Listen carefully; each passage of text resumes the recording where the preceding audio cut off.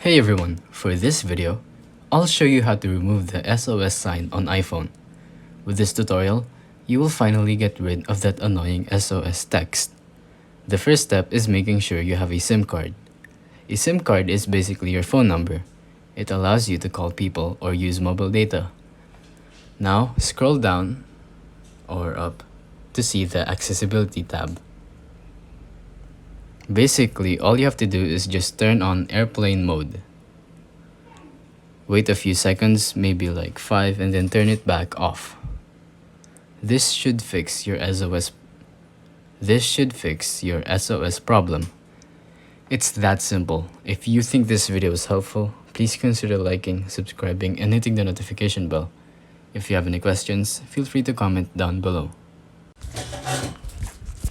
Hey everyone, for this video, I'll show you how to remove the SOS sign on iPhone. With this tutorial, you will finally get rid of that annoying SOS text. The first step is making sure you have a SIM card.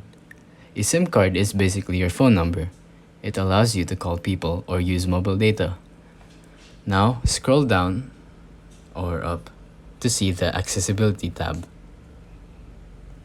Basically, all you have to do is just turn on airplane mode. Wait a few seconds, maybe like 5, and then turn it back off. This should fix your SOS problem.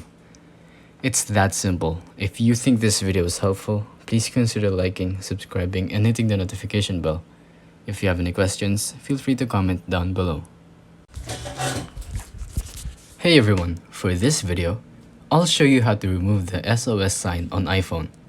With this tutorial, you will finally get rid of that annoying SOS text. The first step is making sure you have a